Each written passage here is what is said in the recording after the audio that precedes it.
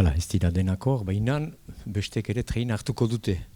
Bidian, ordion laborantza eta klima dugu aipagai nagusia. Eta jadanik izan ditugu eta bereziki goizuntako debatearen segidan izanen da arratsalde juntakoa. Laborantzak eta ere oian gintzak badau eta eragin handia klima aldaketan. Orotarat eta orokorki kondatuz erran den bezala, eunaindako 25 da gas emisoreetan parte horrek duena, eta ordion biztan dena, galdea egina da, eta hori aztertzen ari gira, preseski zer egin hori buru egiteko konduan hartuz, eta hori argiki ere atera da, bai atzo Valeri Masson Delmotek erranik eta goizuntako debatean ere, ez dutela laborantza mota guziek eragin berdina. Hemen laborantza errikoia, beraz, hor ditugu beste gomitaka, beraz, laborantza errikoiak eta baserriko laborantzak, hala ere, baduela berezitasun bat eta bereziki kondoan hartu nahi duela, preseski zer eragin duen klima aldaketa hortan, eta bere egin moldeetan ere praktikak badituela. Zoin diren horiek, praktika horiek hemen konkretuki eskualerian erabiliak direnak hori interesatuko gira. Bai iparraldean eta ere Nafarrokaldean.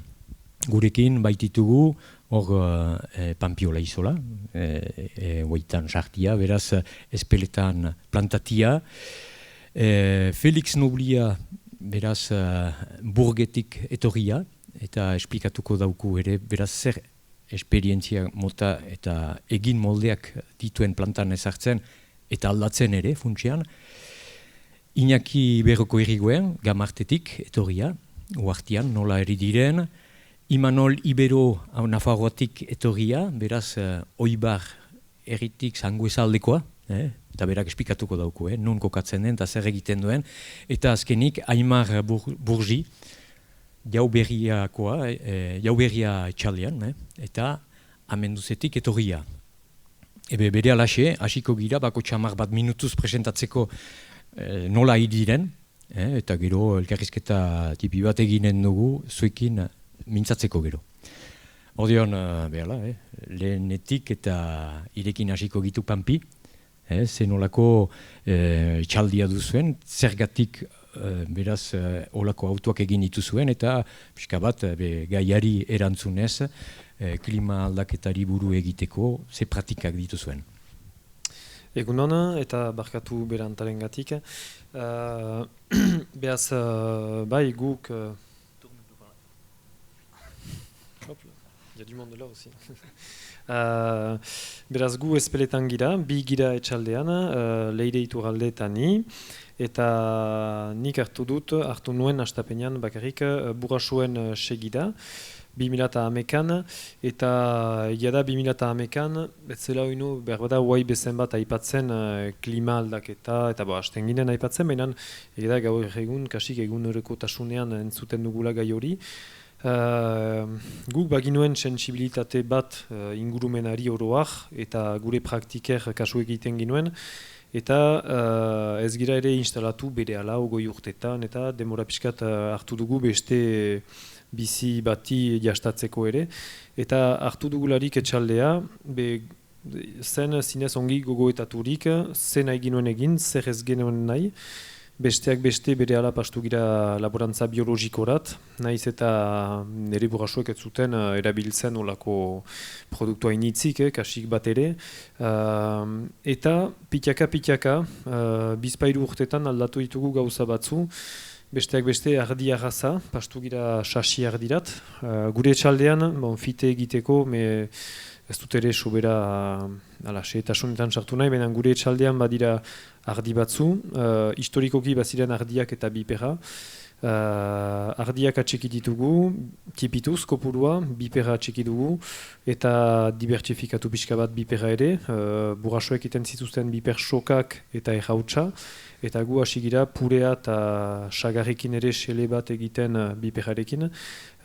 Baditugu ere zuaitz fruitudunak, beraz bere ala hasi gira erresimentak iten, gerezi erresimentak eta aran erresimentak, eta lanatu ditugu zuaitz andana bat, sagar ondoak, gerezi ondoak, eta zehanzten dut, geroztik ere, aski fite hasi ginen artogoria ere iten. Piskat etxalde dibertsifikatu bat, biologikoan, eta beraz hortan zer aldatu dugun eta zer den klimatari piskat lotua dena.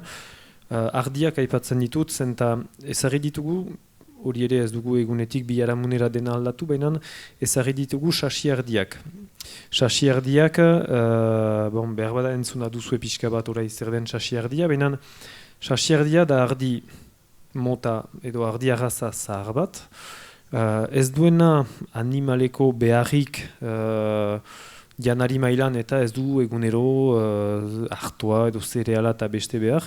Pasatzen alitu 6-7 hilabete mendian goxoan, sufritu gabe, eta neguan atxikitzen dugu pixka bat, behar atxetan sartuz, pixka bat bazkatuz, hor bildotxak egiteko artean eta beraz ardi horrek baduena, ez du libratzen dugularik, ni ohartu nintzen horretaz astapenean, nintuen oino manesak eta sasiardi batzu, libratzen nintuelarik bordatik goizian, sasiar taldea, berrik erosia, joeten zen bere ala oianerat eta besteak pentserat, belagerat.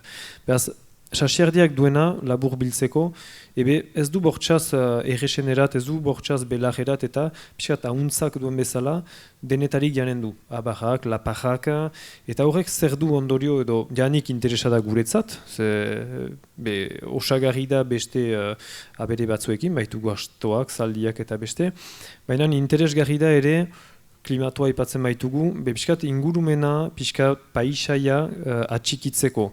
Gu bizigira ezpeletan bada pixkat barnek aldean edo mendi aldean gutiago ikusten dena, da pixkat sasitze edo deitzen dira les zones intermédiaires. Les zones intermédiaires da nun pixkat laborantza oino hor da, baina ez duela 50 urteko presionea, eta beraz bazterrak ari dira, eskolaz erraiten den bezala, zikintzen, hori aski subjektiboa da, baina pixkat ari dira, sasiak, pixkat naturak bere bidea hartzen du berriz, eta hori polita atxemaiten aldugu, baina egia erran, lagun aldean eta balimagira, zeu hartzen gira, suteak badirelarik, toki sasituetan, suak badu bide edera itzinean hartzen du, indarra hartzen du eta kalte gehiago egiten du. Beraz, olako arraza batek zer egiten aldu, bazterra garbisago, hor ere, garbi itza baliatzen dut, eskolatik heldu da, benan sasi gutiagorek egin pixkat orekatuagoa behar bada, naiz eta biodibertsitatean balditaiken hainitza aipatzeko, baina mantentzen ditu bazterrak desberdinki eta pixkat landareak eta laburagoak.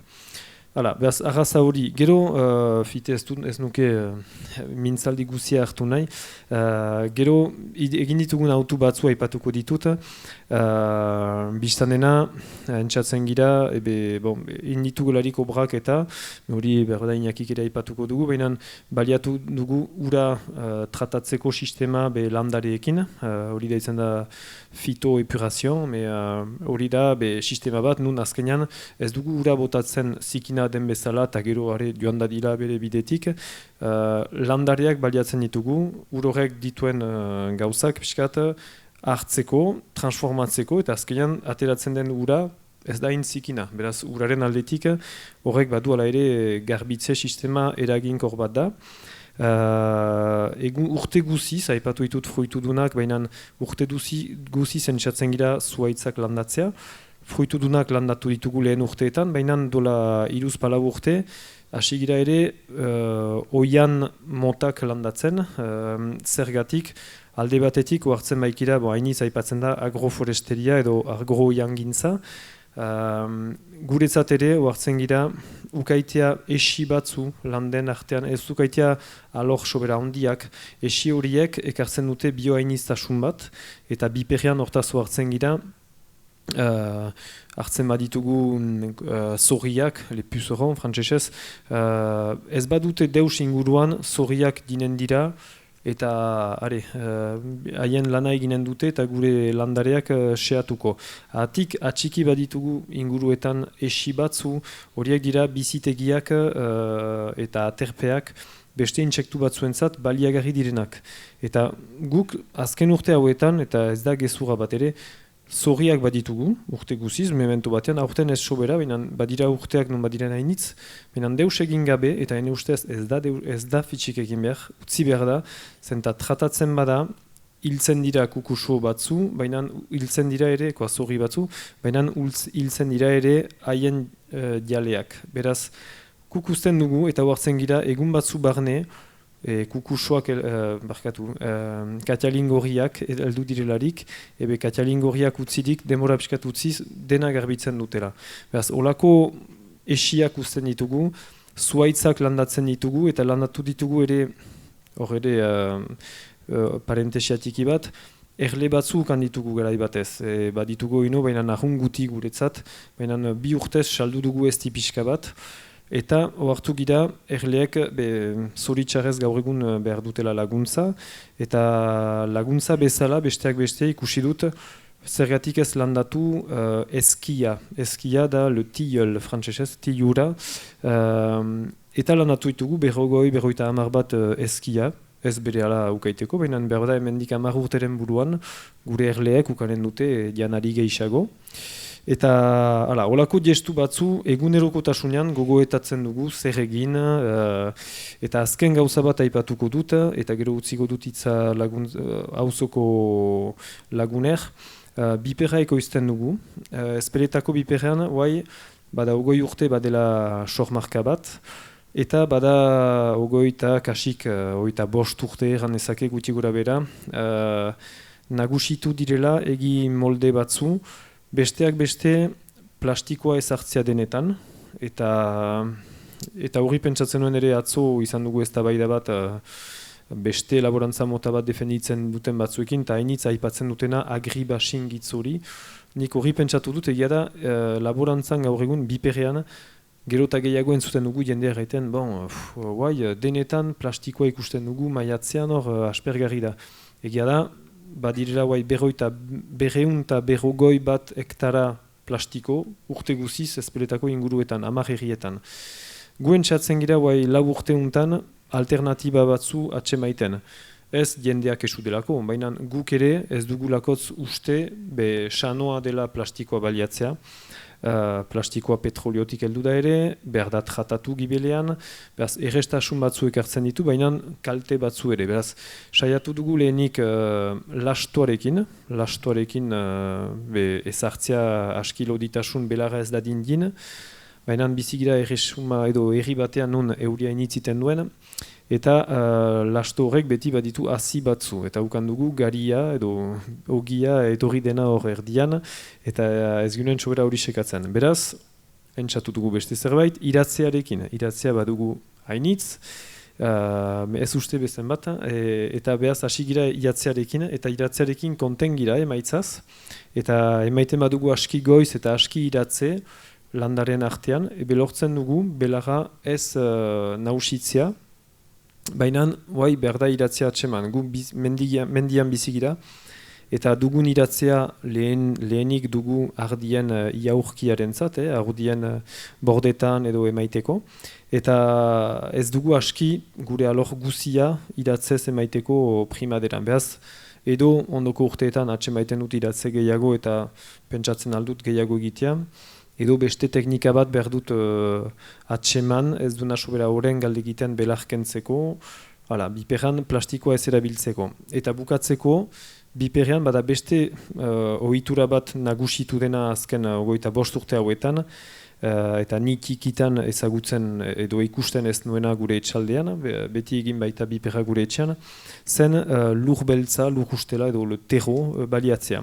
Terro hori heldu da erdiak hasik heldu da zoikaztegiak, hori da izen garbia, me turbierak, ez dakit nola egan behar den, itzultzailean zaten. Eta turba hori, heldu da, ekialdeko, iparaldeko erresumetatik, eta hori, petrolioa bezala, ez da berriztagarria. Hori hartzen ari gira, gero eta tonaja animaleagoak, urte guziz gehiago, baina egun batez geldituko da.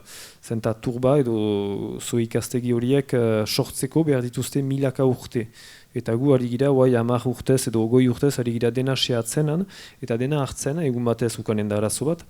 Eta gainera hor beste ekonomiak egiteko turbaren aldetik emaiten dira beste gai organiko batzu, albezain fite tratatuak eta teknikoki ere izaiten alditugu arazo batzu lur hori erabiliz. Eta guk bai klimatari pentsatzen eta bai gure emaitzer, eta bai pentsatuz ere beti nola iten zen lehen, zenta hori da galdera bat etengabe baduguna buruan, hasi gira 3 urte untan landatzen hori baliatu gabe. Lehen bezala, lehen emaiten zen lauki batzu iten ziren kanpoan, emaiten zen edo sirmentak, eran nahi du mahastiko abar batzu edo abar batzu, gero ongarri puska bat, eta ongarri horren gainean lur pixkat eta hor ere iten zen. Eta landarea onditua zelaik, pentzian edo baratzean emaiten zen. Eta gu entzatu gira hori eginez, pixkat desberdinki, baina entzatzen gira terroa ere saiestea, biziki konten gira gure emaitzetaz azken urte hauetan, eta helburua da hori ere lortzea bipera egitea, plastik hori gabe eta terrorik gabe. Hala, fite eta oroak hautatzen ditugun bai arrazak, izan da dinardia, astoak edo potioka edo erleak eta hori, edo landareak, artogorria, bipera, aspaldiko arrazak edo motak dira, eta horiek ez dute tokikoak baitira, ez dute ureztatzerik behar, ez dute olako animaleko teknika behar, eta horrek ere permititzen dauku ez erabiltzea hurik, ez erabiltzea animaleko tratamendurik, eta olako autuak iten ditugu. Untsa, mil esker. Segitzen dugu.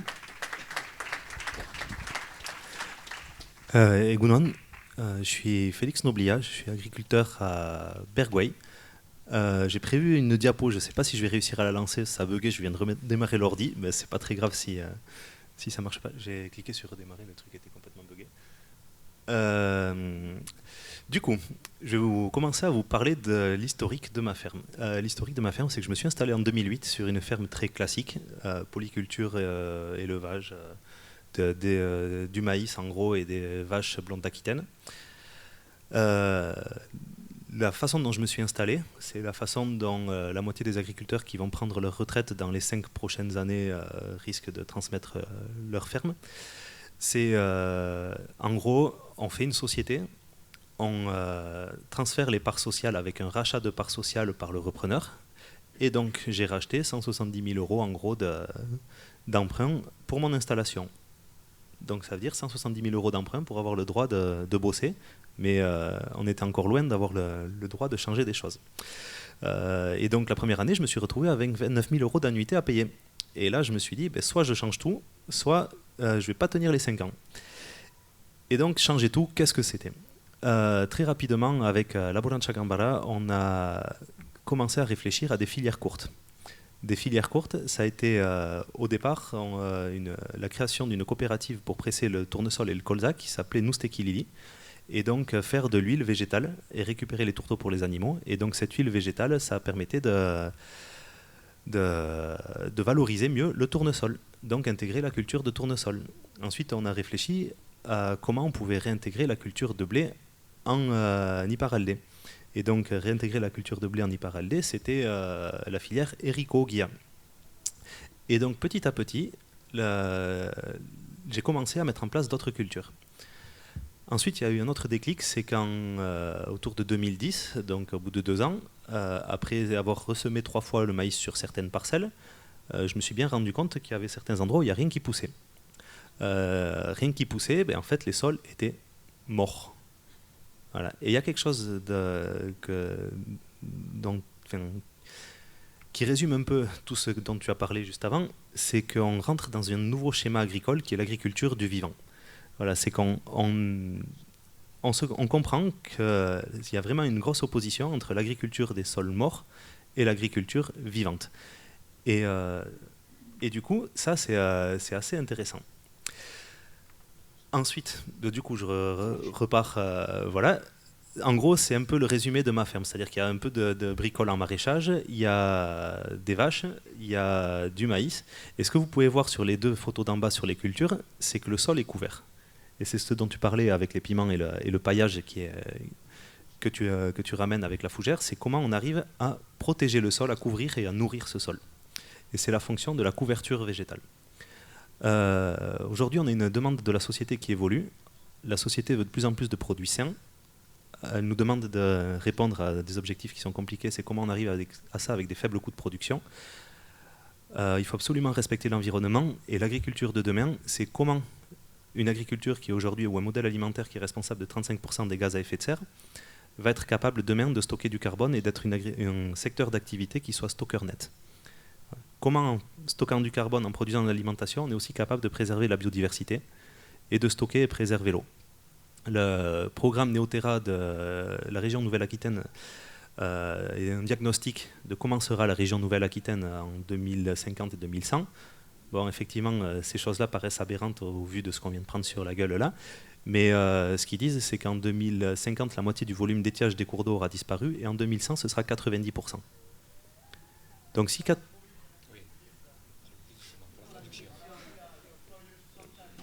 Bon, ok. Donc en gros, en 2100, il n'y aura plus d'eau.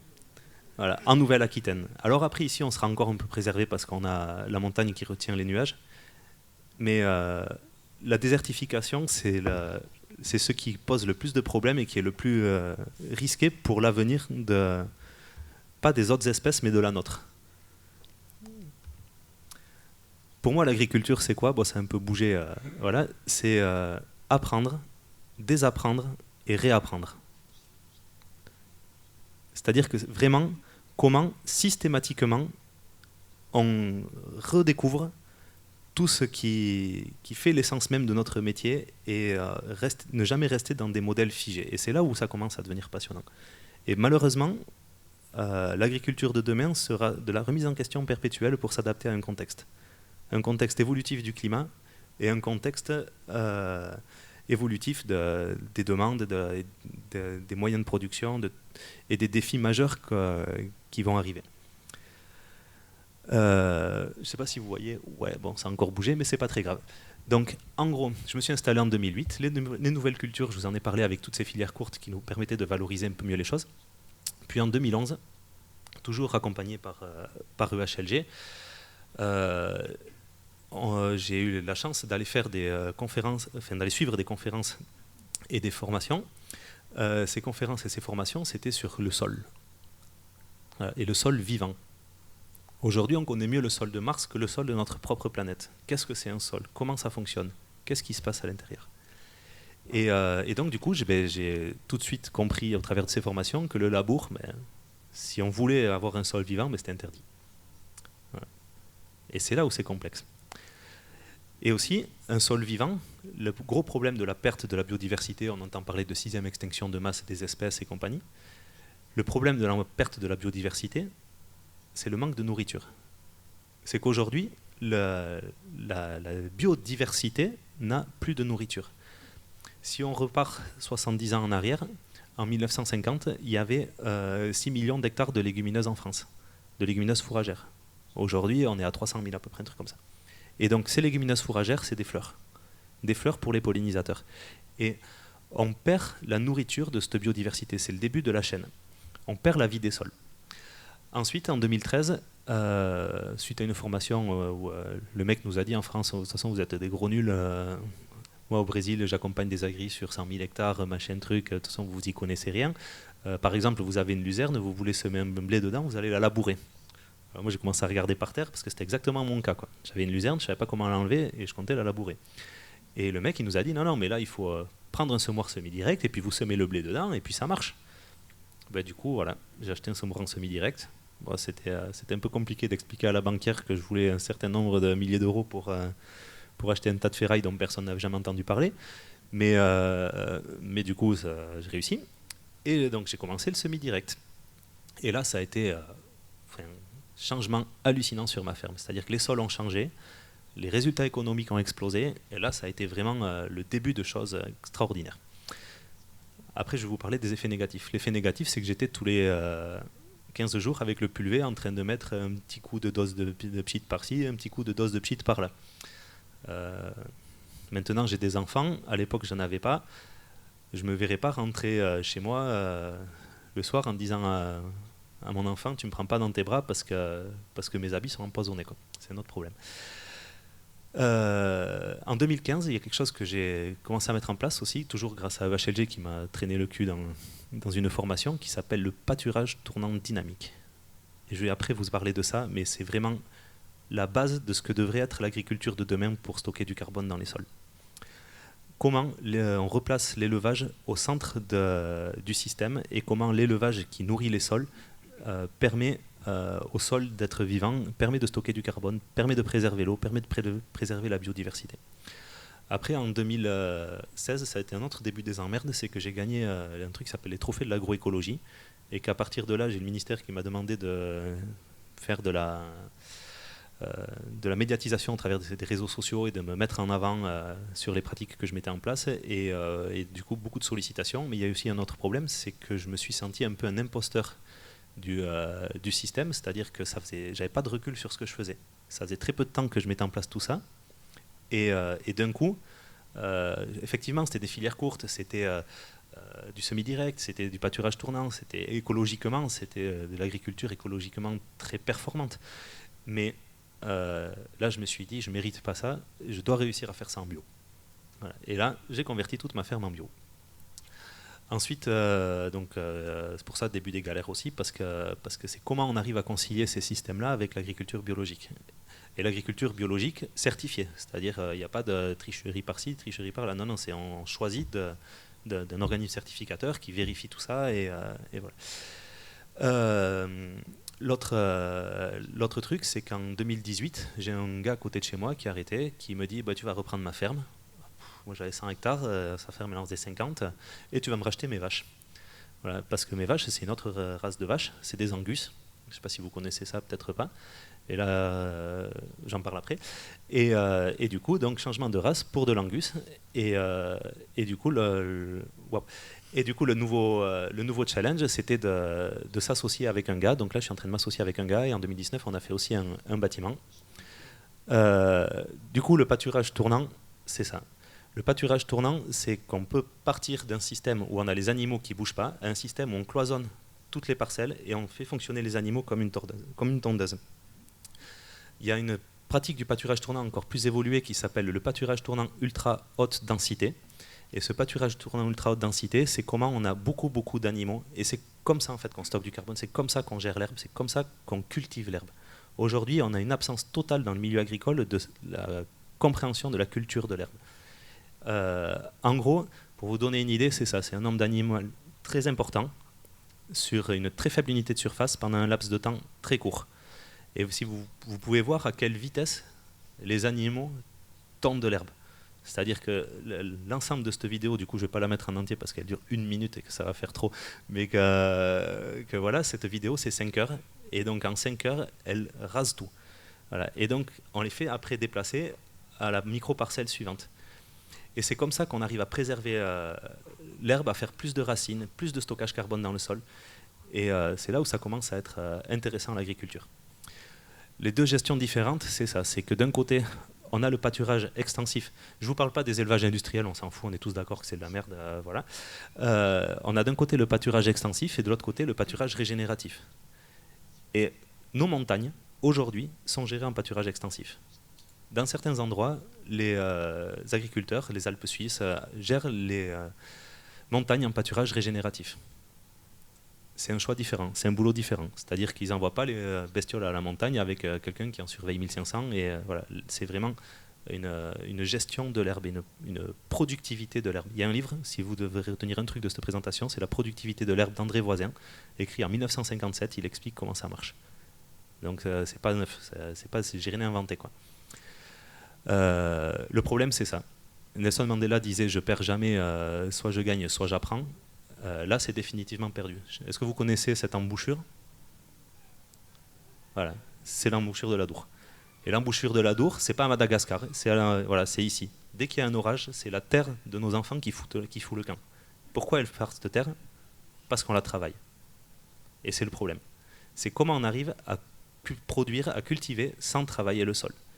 Et cette toxicité pour les générations futures, je me suis fait exprès de mettre les logos des bidons, cette toxicité pour les générations futures, c'est qu'on perd le sol, qui a mis des centaines de milliers d'années à se construire. Et donc il faut un sol couvert. Ce sol couvert, ça permet de mieux gérer l'herbe, de nourrir le système, de capter de l'azote, d'avoir des nourritures pour les niches biologiques et de structurer le sol avec les racines. La chose la plus importante dans un sol, c'est le champignon, c'est les mycorhizes. C'est ce qui vient nourrir les plantes en décomposant. Ça multiplie par 5000 la capacité d'absorption des racines. Mais pour ça, il faut qu'il y ait des symbioses qui se créent dans le sol entre la plante et le champignon. Je suis embêtant parce que la réponse que je vous donne, elle est technique. Mais pour moi, il n'y a pas d'autre solution. Bon, cette vidéo, du coup, ne marche pas, c'est pas grave, si. Donc le principe, c'est ça, c'est qu'on fait une couverture végétale, qu'on couche, et dans lequel, ça c'est expérimental, c'est-à-dire en conventionnel, ça marche très bien avec une pulvérisation de chimie.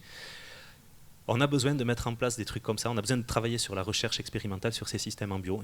Moi, des fois ça marche, des fois ça marche pas. Je ne sais pas encore maîtriser l'ensemble des facteurs qui me permettent de dire que ça marche et les ensembles des facteurs qui me permettent de dire que ça marche pas. Et donc cette machine, c'est un semoir qui pose la graine sous le paillage. Le paillage meurt, voilà, et la culture pousse au travers de ce paillage. Et c'est ce qui s'appelle le semi-direct sous couvert ou l'agriculture de conservation des sols. Ça, en l'occurrence, c'est un soja. Voilà, un soja qui germe sous un paillage de seigle et de raies gras. Et là, cette parcelle, ça a très bien marché, c'était l'année dernière. Cette année, on a fait des erreurs, on a raté. Et donc, on a besoin de... Du coup, ça, vous ne l'avez pas. Ça, c'est pour expliquer que la seule chose que vous devez retenir de cette intervention, c'est dommage, vous ne le voyez pas, c'est qu'il faut produire de la biomasse. Il faut que les sols, partout, produisent de la biomasse. Pourquoi de la biomasse? Parce que qu'est-ce qui capte du carbone? La plante. Voilà. Qu'est-ce qui va capter du carbone et le mettre dans le sol? La plante, par la photosynthèse. Qu'est-ce qui va transpirer et donc recycler l'eau? La plante. Qu'est-ce qui va infiltrer l'eau dans le sol? La plante. Et plus il y en a, plus ça répond à ces enjeux-là. Plus on va avoir de transpiration des plantes, plus on va avoir de refroidissement général de la température, c'est valable pour les villes aussi, mettre des plantes dans les villes. Plus on va avoir de refroidissement général de la température, plus on a de refroidissement général de la température, plus on a de pluie. Donc plus on a de végétation, plus ça appelle la pluie. C'est le principe de la forêt amazonienne, c'est la même chose partout. Et donc, si on avait autrefois 6 millions d'hectares de légumineuses, c'est 6 millions d'hectares de légumineuses à 15 tonnes de matière sèche.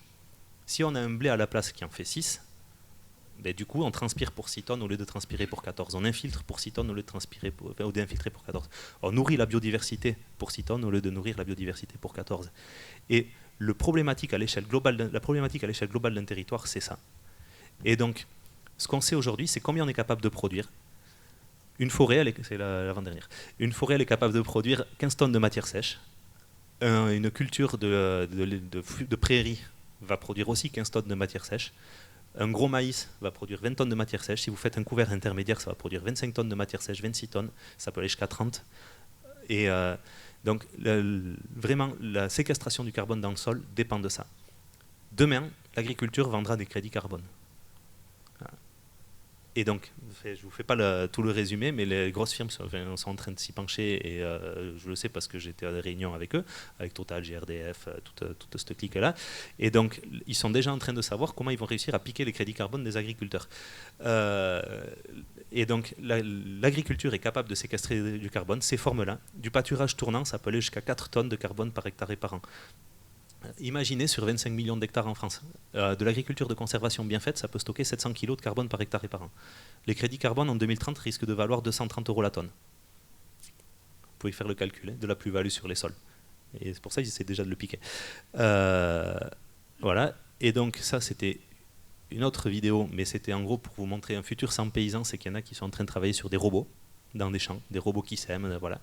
La question, elle est essentielle sur l'aspect social. Qu'est-ce que c'est l'agroécologie ?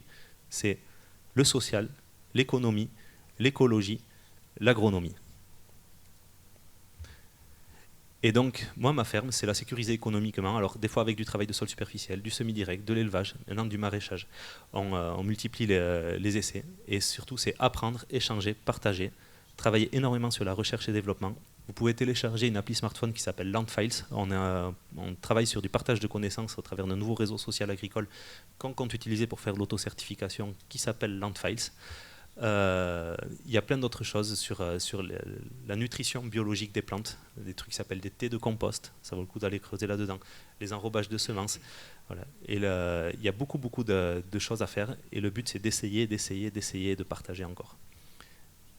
Et voilà, la dernière photo ne marche pas non plus, mais c'était pas grave. C'était juste un truc que j'avais trouvé sur internet et que je trouvais très rigolo, qui correspondait pas mal à l'Ourama. C'était un truc qui disait ils ont essayé de nous enterrer, mais ils savaient pas que nous étions des graines.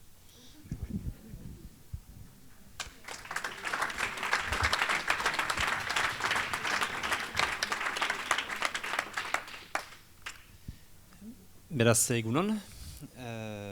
Bon, nire txanda, begiratuko dut, zeten hori den. Laurden nuat, 10 minuta goiti gora bera.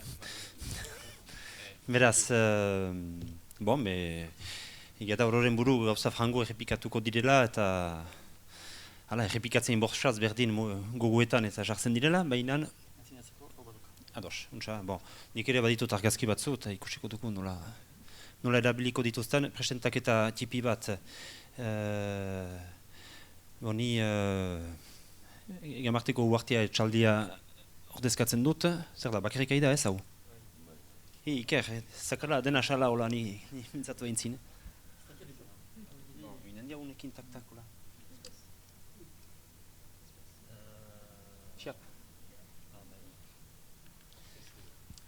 Beraz, ni konkretuki 2009an ez sortu, baina instalatu niz aitamen txegida hartuz Gamarteko uartia etxaldian. Nire aitamak behi esne ekoizle ziren, bai eta kiwai ekoizle. Gaur egunen Andrearek ilan elkartuan iz, eta nahiko nuen berak enelekoa harzezan eta hemengo maitra hau pixkat neskatu, baina ez du onartu, edo berantxai epiatu diot eta zuen nahi. Beraz, nahi bozu zautu merkatian atzemanen duzi, baina hori ez da gaian. Bon, klimari buruz, partitzea da beti zaila, gero bera ibiliko da, ez iztelak esa, baina nire ustez, hor klimaren problematika orokarri buruz, gure etxaldian ezarit ditugun, hartu ditugun auto interesgarriak izan daitezkela pentsatzen dut, eta esplikatuko dautziet nola ari giren, eta beraz Gamarten erri klasiko bat da, Donibane Garaziko kantonamenduan, badira 10 bat etxalde edola erri hortan, eunta hogei bateko erriska bat da, biztanleko erriska tipi bat, ene aitamek beraz behi esne egiten zuten, ene oso guzek ardi esne ekilan dira, mendigunean gira, bada uiana, eta pentze permanentea inintz, eta kultura pixka bat. Beraz ni instalatu nintzelarik 2009an egin ginuen zen eta frango gira guai etxaldean, garaian aitamak ere ono hor ziren, eta etxalde guztia biologikora pasatzeko autua egin ginen. Eta gero urteak joan arau, poliki unkailuak eta ez ditugu gehiago erabiltzen ere ez. Egan nahi baita biologikoa izan daitekela ustez errepostu important bat, klimaren problematika hori errepostia maiteko. Eta unkailean ez erabiltzea ere bai zen, eta unkaileak unkailean ekoizteko, ukaiteko petrolio kontsumo importanta behar da. Eta generat luzaran ez dira ere badakigu unkailuztokak lujean eta ez direla betirako, eta beraz egin ala goiz hoien ez erabiltzea usatu eta hobekio izanen da denentzat. Hasteko dena den unkailurik ez dut nik gehiago emaiten pentseetan eta kulturetan, eta horren buru ez dut alako diferentziarik ezagutzen. Atik, nire behi tropa atxikitut etxaldean, eta behi troparen pisa eta kakak, horiek ditut nire lujaren janari gisa erabiltzen. Beraz, ekologikoa izaitia eta unkailu sintetikoen ez gehiago erabiltzea, hori izan da lehen autu bat. Gero, bigarren autua izan da ere bai, ez espezializatzia etxaldea ez espezializatzia. Nire aitameak egiten zuten behi esnaduna, segitzen dugu esnea egiten, baina orokorki esne kantitatea tipitu dugu, nire aitamen denboran 150.000 pinta esne egiten zuten, eta ez da hainitz. Orain egiten dugu 110.000 pinta esne. Diferentzia nagusia da, esne hori ez dugula gehiago kooperatibari saltzen, baina etxen transformatzen. Eta egiten ditugu, hainbat mozkin freskoak, jaurta gasna xuri, gasna fresko, gasna, idoja, eta hori guztia zuzenki saltzen. Egan nahi baita, leteriak paratuko datan 30 centima litroko, transformazioniari esker euro bat milakatzen da. Eta beraz, diru etekina edo la valeur ajoute etxaldean egoiten da. Eta hori esker, lan guzti horren egiteko jendia ere pagazten aldot.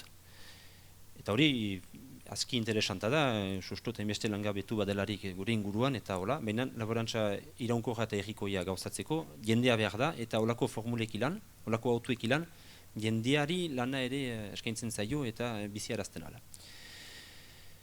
Beraz, etxaldea initza, diversifikazionean ahunt sartu girenak, beraz, segitzen dugu esnekiak egiten, gaznategiaren onduan nola zez gasura, bada, gasura izaiten aldena deset bat bezala, baina xerriak ezartzen barin badira, valorizatzen alda. Beraz, xerrike aragia ekoizten hasi gira.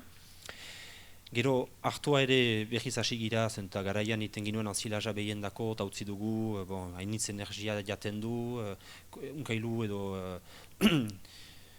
gostatzen duen hartu mota bat ginuen egiten ere garaian hibridua zena, eta hola, eta biologikoan prezioak ere bizikikario dira, beraz hasi nintzen behiz hartua ekoizteko autua hasten, eta beraz lekuko hartu gorria sartu dugu behiz etxaldian, eta hartu gorria kolektiboarek ilan ere, orain irina eta polenta egiten, eta gero aitamek deia plantan ezari zuten kiwai plantazionia atxiki dugu eta garatu, ez garatu, baina atxiki dugu, eta garatu dugu gehiago sagartze eta udaretze eta olako.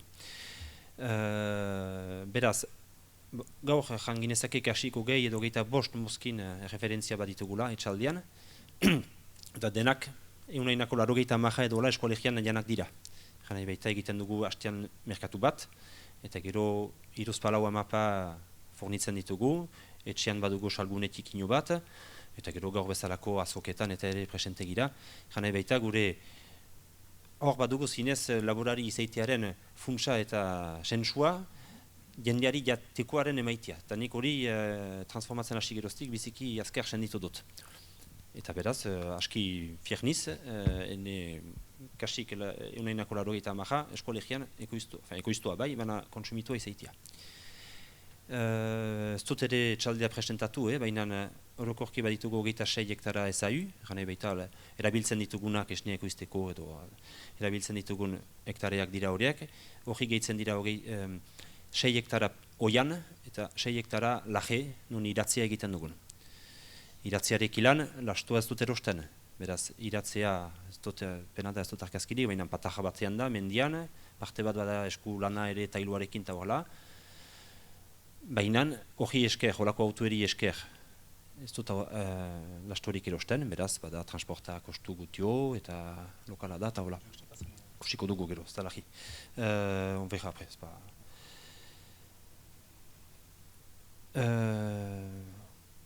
Oita 6 hektara, 20 bat behi, jandotzen bat esne egiten ginuen, atelier diferentak, bagira lau jende hor lanean ari, orokorki, ni nire andrarek ilan gaek biok sozietatean, kakotxen artean, eta gero bilangile. Beraz lau gira, hori ere beste fiertasun bat, zenta, kasua jarroa da, laike egian, etxalde, izari tipi bat edo, tipi edo normal bat, zaindurik, jendeari enplegua emaitia. Edo hainbeste jende biziaraztia. Azken urteetan eta hori nuke nahi akzentua eman, ez dakit denbora nola baduan, zizte hono aspertia badua. Nahi nuen pixkat akzentua egin zuhaitzari buruz, zuhaitza eta esiak. Dola 2 urte behiz zuhaitzak eta esiak plantan ezari ditugu pentsa ingurutan. Hori autu bat izan da, ez harina, baina guk hautatua eta gustukoa ginuen hasteko.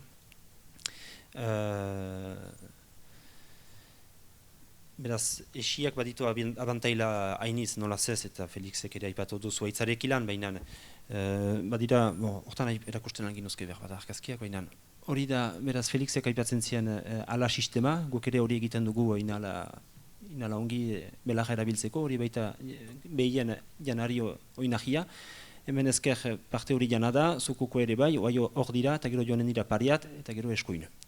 Bon, ez dakit, fite joan behar da, horan ere behiak, hor kroazatzen areniz, piskat, hor steinek ilan ziren aitamak, eta piskat beste ahazabazu sartzen areniz, hori dujok segia da, baina hortan ere behar da, aski fite berdin eskual segira pasa egin deizke, hori udare ondo bat, hor piskat, inguramena nola dugun ere bai, markatu ez da biziki, hor ere alatzen ari dira, pentze horietan ez da besterik egiten al, salbu belaja, baina hor beraz landatuak, pentze ingurina guziak, beraz hogeita seietan bada pepre 6.000 metro linear, eta erdia landatu dugu. Hor, pentze handi bat lau hektarako pentze bat bitan moztua, hemen ere bai, hori beste gauza interesgarri bat ere bai artilia erabili dugu paiaz gisa egiteko. Hori ere atera bide bat izan daiteke artiliaren dako, zeren artilia lokalki ikuiztua da eta ez da bat erabilia. Zuaitzak aipatzen nintuen, zuaitzek ilan ere plaketa egin dezakegu eta idei hortan ditugu ere esiak landatu. Ordean, hor, hemen dakiuai landa, fruituen landa, eta aitamek zaria zituzten zurzuriak aizeaz babesteko, eta beraz, 30 urte zuztenez, jaz moztu eta seatu ditugu. Eta beraz, hori esker, 2 urtez segidan ez dut lastorik erosten. Eta hori, ekonomikoki bat interesanta da, baina ustez klima aldetik biziki interesanta da. Eta hor, nahi nuke, geda jendea zuaitzari berriz etxaldeetan leku bat emaiten balioke, olako erabilpenek ilan bada ekonomia eta sentsua hogeiteko manera, horra gure ekipa. Hementxe, behiteia, iaurkia, beraz lastoren ordez hemen, etzankian plaketak dira. Hori xertatzeak, landatu ditugun esietan fruitonduak ere badira eta maitena da gehien bat xertatzen ari. Hori kapetatzea ere bai, ordean, zoaitza gaiak interesatzen nau, eta laborantza ganbarak ere badu oiangintzari buruzko talde bat, eta noiz benka segitzen dugu, eta hor bazen izan zen saran ere kolok bat edo hola kapetatzeari buruz, zoaitzen kapetatzea, gara hortan zen, eta entxatu nintzen, bilizaren moztia.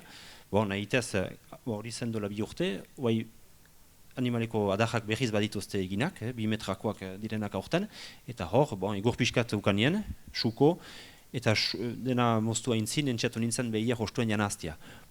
Entxegu bat zen, eta hori ere izan daitela kotz, edo posible baita janari izaitia edo bazkatzeko, eta aski gogoti jantzuten ez dena. Hoja hemen ageri dira alejoak, zuaitzak ere badu estetika mailan ere gauza importanta, hori bakotsaren apreziatzea da, edo apreziatzeko manera, baina zarian nintuen, beraz, zuaitzak dituen abantailak, alde batetik klimarena Felixek aipatu du karbonaz tokatzen duela kotz, eta gero oksigenoa ere zabaltzen. Badakigu zuaitzen inguruan ezetasun gehiago badela, haize mugimendu tiki batzu ere sortzen dituztela, nolaz ez kabalatipien eta marmutzen eta mamiferoen eta olakoen bizileku dira, gero badira zuaitzak lili direlarik eta hola erleen dako ere melifer delakoak janari bilakatzen direla, bioiniztasuna, hemen baitut bi argazki hor da basauntz bat, oian ez da urun, baina nepentzian dira azteko, hemen bada erle kofoina bat, hori ez dut usu ikusi, mareruski orain, baina hori da patio jasturnan delako klotura piketa baten gainean pausatu zena,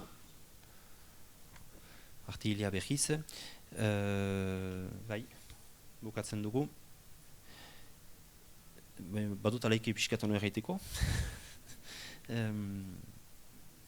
Egu jarek ilan ere etxaldean sodier bat montatu dugu azken urteetan. simpleki energia ekonomiak egiteko, beraz sodier horrek ilan etxe guztia berotzen dugu, pribatua, baina ere bai gaznategia. Gaznategiko esne egiteko kuba eta hola, egurjarek ilan erretzen dugu. Hori ere, aski interesanta, egurjari esker.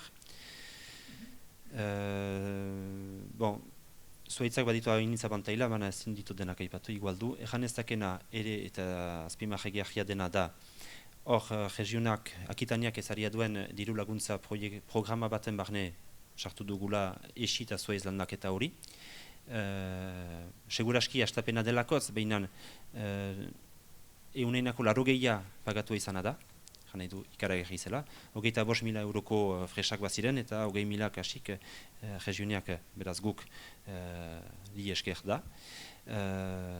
Ene ustez hori diru publikoak, ikuspegi personala behinan diru laguntzak, edo diru publikoak, edo indar publikoak, laborantza sentsu batera joaiteko indarra emaiten badu, eta diru mailan laborariak laguntzeko indarra egiten badu, ene ustez, ginteizke, pres ginteizkenak hortara joaiteko. Beraz, gaur eguneko diru laguntzen, eta primen, eta horren partikatzeko maneran, bada zer ejan eta zer aja ikusi, eta sostut, behar dira atxulutoki norabidez aldatu. Eta nire ustez ere, laborariak horrez gainez, banin badira, alaike behiz olako gauzen egiteko prest, behar liteizke nunbait inposatu ere. Hor, aipatzen dutala 1.500 metra esi eta zuaitz ezari dutala, nire 25 hektareko pentseetan, apeprez da hektara bateko funtsa. Jane baita ezartzen da, bata zerradura, zuaitz ezartzen da 2 metrotan, eta gero behiz beste 2 metrotan, beste zerradura bat kabaletaik eta zaintzeko. Jane baita hori, lau metra horiek 1.500 metretan ezartzen barin bada, iten du apeprez hektara bat. Ez da guti, 25 hektara direlarik bakarrik. Baina, guizuntan ministro hor bai ginoen, erraiten zian, ez direla laguntza publikoik izanen agroekologiari buruz ez barin badira urratxak egiten. Behar dira, gane baita, ez dira guai bezala regioniak emaiten du hori, nahi baduzu egin, behar liteike, guai ukaiten ditugun niru laguntzak, tipitu ez baduzu hori egiten. Eta hori da hor importanta eta indar publikoaren beharra eta ardura. Are, bukatzen dut.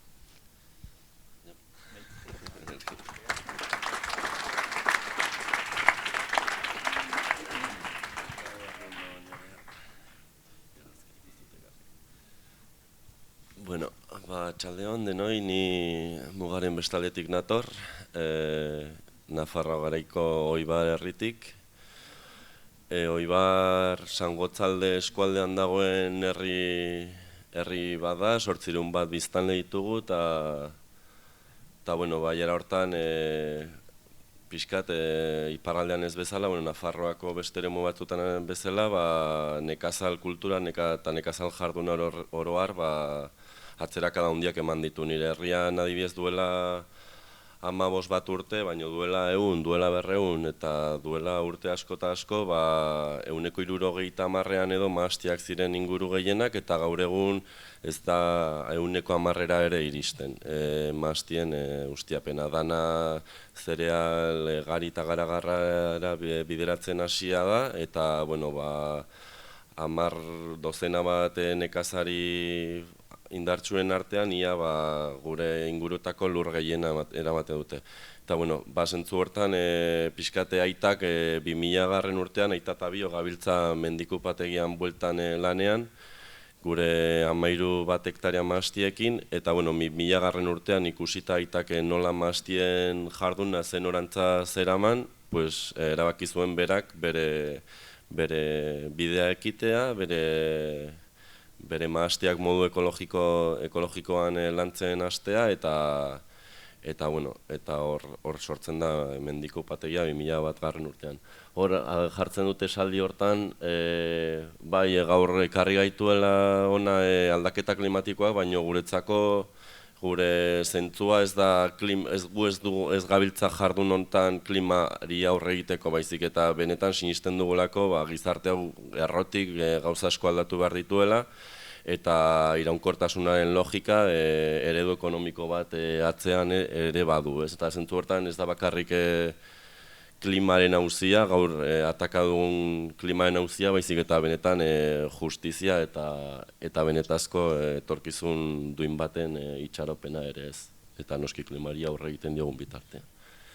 Lau lerrotan edo banatu dute aurkezpentsoa, pixkat lurra eta mastien kudeak eta zenolako ekarpenak egiten diogu, ze alik eta galera gutxien ez egiteko janari ekoizpen hortan, ez alik eta kalte gutxien eragiteko gure lur baliabideari alde batetik, gero pixkat transformazioan oso oseki, eta pixkat komertzializazioan eta filosofian hau aipatutakoa igual.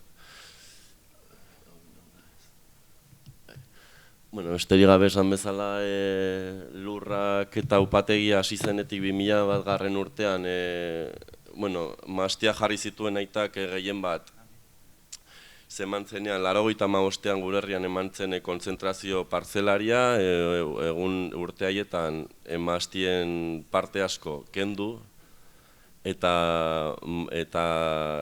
mantendu, mahasti asko jarri ziren ere modu espalderetan edo altxatutan, enparra, erdaraz esaten dena, alambrekin eta postekin. Eta espaldiko mahasti zahar horiek aldatu ziren. Aita ere logika hortan sartu zen eta mahasti zahar batzuk kendu zituen eta berri horietako batzuk jarri, eta hor ematen da aldaketa bat, eta mahasti berria jartzen ditu. Baina aitak momentu hortan biologikoan sartzea erabakitzen du. Piskat zergatik da biologiko edo ekologikoan egitearen autua zergatik egiten dio honez klimari edo ingurumenari ez aipatu da dena eta ziur asko hemen ondo egituan lagunak ni baino desente gehiago kontrolatzen dute ze ni 6 bat urte damat historia honetan eta hortxe ari gara ez. Baina, gure erronketako bat da lurra eta belarren gestioa, gure eremua, gure klima ez da inola ere eremu hauetakoa bezala ez, eta pixkate ezetasunaren kudeak eta mahastia eroso bizi dadin, belarrak eta lurra iraultzeko edo ez iraultzeko ez autu horietan, hainbat ari gara bueltak ematen kontu hori. Esperimentazioan ari gara, ez dugu oraindik hola modu argi batean lantzeko hortzimuga, bide argi bat topatu, baina ari gara hortan. Adibidez mahasti batean ari gara pixkate raiz pivotantes dauzkaten mostaza eta lakoekin pixkat zorua apurtzeko eta olako landarekin lanean traktorea pasa beharrean landarek lurra askatze hori egin dezaten, aurrek urtean hori egin genuen eta aurten ja leguminosak eta graminak sartuko ditugu horiekin batera pixkat hori ongarritzeko eta mahastiari ere hone egin diezaioten. Beste eremu batzutan segun eta zen mahastitan gabiltzan modu batzuk balio dezakete lurraren ezaugarrien arabera, ez? Hori eremu batzutan belarra, ateatzen den belarra txikitu besteik ez dugu egiten karbono hori lurrean utziz eta saiatuz materia organikoa lurrera berregokituz. Eta hortxe gabiltza esperimentazioan eta ikusten ari gara badirela moduak eta badirela bideak nondik ibili eta nondik kudeatu eta pixkat ateratzeko orain arte zikintasunaren idei hortatik ez belar txar bat hori kendu egin behar da ez eta logika hortatik balioagarriak izan daitezkenak egon daitezen. Gero ongarritzerako unean pixkat inguruko hartzainen Oibarren badira talde hiru hartzai ez gure mahastietan ibiltzen direnak eta beste herriko lurretan ere eta hauek pasatzen dira neguan eta gure mahastietatik belarra hartuz eta lurra ongarrituz eta gero beraien simaurrare baliatzen dugu gure lurrak ongarritzeko. Bestalde bioanistasunaren ideia bizkat ekologikoan inguruan ez aipatu da nola oreka bat topatu behar dugu, ez dugu osasun osasun bat izan ahal, ez? Baizik eta lortu behar dugula oreka bat egon daitezken gaitzen artean eta zentzu hortan ekologikoan eta ongarritan eta pixkat aipatu diren setoen eta inguruko zuhaizten eta sastraken mantentze horrek zentzu hortan ere laguntzen du. Eta, bueno, azkenik gaitzen kontrola, alik eta modu naturalenean egiten dugu, baina egia esan, gaur egun ere azufrea eta kobrea erabiltzen jarraitzen dugu, nahiz eta saiatu garen bagian azteri bustanakin eta olako produktuekin, pixkat mildioa eta oidioa gurean gaitzlarrienak diren mildioa eta oidioa gelditzeko haiekin saiatzen. Bestela, hori ipatzen dut lurran anistasuna esan nahi dudanean pixkate azkenean klima aldaketak badakigu norantza joan, baino badakigu ere ez jakintasunera bagoa zela. Ez dakigula zer topatuko dugun hemendik eta 10 urtera, ez dakigula lehorteak, euriteak edo badakigu gauza asko, desberdin asko datozkigula, orduan zentzu hortan ulertzen dugu behar ditugula alik eta aukera gehien ez eskura izan eta aldik eta baldintza desberdinetan izan mahastiak eta zentzu hortan gurean lur eremu desberdinetan gure herriko eremuan daukagu denak, baino mahasti batetik bestera 12 kilometroko distantzia on daiteke eta 12 kilometrotan daude hori. Esan bezala lur eremu desberdinak bustintxoak diren lurrak, hori ariatxoagoak, hori harridunak, lan ez. Gero ere mikrokliman oso agerikoa da, iparralderago dagoen eremutan, bai pluviometrian, haizean eta oso desberdinak dira gure lur saiak eta zentzu bertan, adibidez duela aurrek urtean 2018 urteko guztan, mildioak kalte egin zegoen, hegoaldean genituen 3 mahastietan eta aldiz herriaren goiko partean aireztatuta dagoen parte batean mildioak ez zigun eragin. Naiz eta tratamenduak alde bietan egin, klimak, mikroklima horiek mildioa saiestu zuten eremu batean eta ez aldiz bestean. Horregatik diot, hori aukera desberdin horiek ematen dizkigu bizirauteko ez aukera gehiago ez. Eta gero, baita barietateek ere. Barietate bakoitzak gaitz desberdinak jasate ditu, garnatxa adibidez gure eremuan errotutako matx barietate bada, oso osasuntxoa dena, zetasun aldetik ez daukala hola uda gogor bati eusteko arazorik, eta aldiz tempranilloa oso modan jarri dena gurean pixka bat bazena, baina etzena hori soikoa aldiz ur falta dagoenean sufritu egiten du barietate horrek ez. Baina hor ere badago tempranilloa eta Cabernet Sauvignon 85ean mahasti berria jarri zirenean pila sartu zen gure herrian. Gero ikusi izan da, adibidez gurean apenas oidioa kalterik egiten ez zuenean, Cabernetak oidioa gure eskualdean, Cabernetari oidioak kalte egiten dio eta gurean urtero gabiltza hor Caberneta berze norako iasano dagoen edo ez. Orduan, bintzat barietate horrek, anistasun horrek ematen dizkigu aukerak, batetik edo bestetik bizial izateko edo baten bat osasuntzu egon dadin o guztiak baldira hobe ez noski.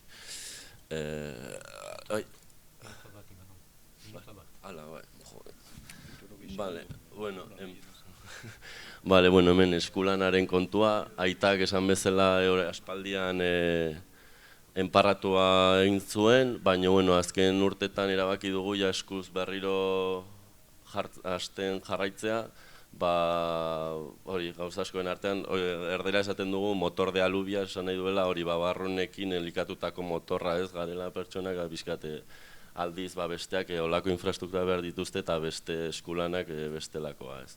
Baina hori horretaz aparte badira beste argudio ekonomiko-sozialak ere badutela garrantzia. Eta besterik gabe gero aipatu, orain mahasti lursail berri bat jarri nahi dugula mahasti eta asmoa dugula berriro beheko hori da espalderatan edo enparratuta jarritako eta mekanizatutako mahasti berriak eta besteak ez betikoak izan dien horiek. Eta asmoa dugu beste modu hortan jartzea, alde batetik hori bizitza mahotsondo badugu lursailtxo bat hektarea erdiko mahasti zahar bat, eta horrek 100 bat urte ditu, eta ez da, berri hauek inola ez dituzte 1 urte beteko. Ze azkenean horren beste egur sortu dute, berak bere burua itotzen duela azkenean, eta zentzu hortan iraunkortasunaren logikan argita garbi. Gero manejatzeko forman ere hori eskulana beharrezkoa da, aurreko argudioarekin, urbeharran ere agerikoa da hauek efizienteagoak direla, eta emaitzen dute baintxe.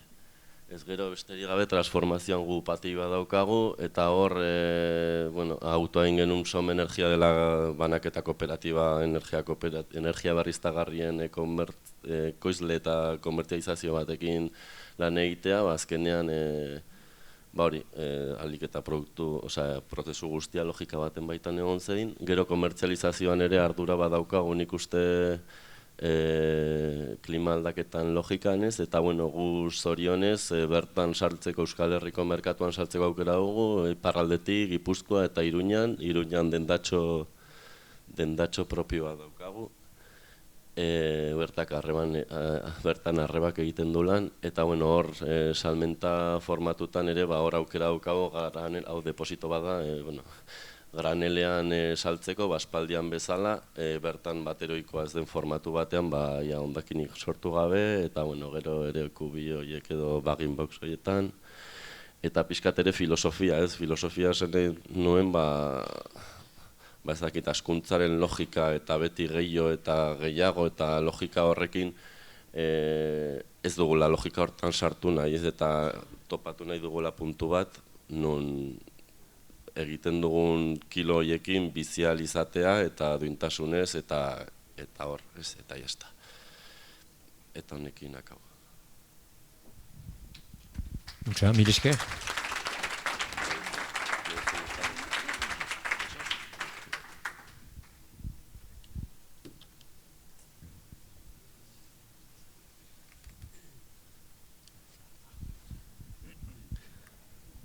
Bien, bonjour à tous. Petit clin d'œil à Chichko avec qui on a troqué quelques cajots de carottes pour ce logo. Alors, ouais c'est ça. Ici ça marche. Ouais, ça marche, super. Donc Diaouberia, donc c'est avant tout le nom de la ferme de la maison qu'on aperçoit au milieu des arbres là-bas. Là on a une vue du terrain avec en haut la serre à plan, au plus proche possible de la maison, c'est ce qui demande le plus d'attention. En bas, les serres de production et désolé, j'ai perdu une partie du. C'est pas grave, tant que les piles ne tombent pas, tout va bien. Tac. Voilà. Donc juste simplement quelques mots sur le lieu. Donc Amendush, une ferme très ancienne. On s'en est rendu compte après coup que c'était vraiment un monument historique et que du coup on ne faisait qu'un petit passage sur ce lieu sans doute, qui retrouve sa vocation agricole avec notre arrivée. Donc on est fraîchement installés nous, ça fait un peu moins de 3 ans, après une première saison un petit peu plus loin à Osta, en Ostibaré. Et qui a, voilà, c'est un même ensemble, une maison, des bâtiments et une parcelle attenante comme on a pu le voir sur les photos. Et cette petite phrase, voilà, pignon et billon sur rue. Les billons, c'est les petites buttes qu'on monte avec les ânes. Et j'y reviendrai. On est passé voilà, d'une première expérience à Osta, loin dans la forêt, dans les montagnes, à devoir se mettre un petit peu face au monde, face au regard, sur un système en traction animale qui peut questionner énormément. Voilà, la même parcelle vue du haut de la maison. Donc on voit ces grands arbres en bas, mais globalement les haies ont pas mal disparu, en Amicoussé en particulier. Et bon, je ne sais pas si on perçoit très bien, mais le parcellaire, donc c'est aujourd'hui, il y a 3 hectares. Cette année, on en est à 9000 m² cultivés.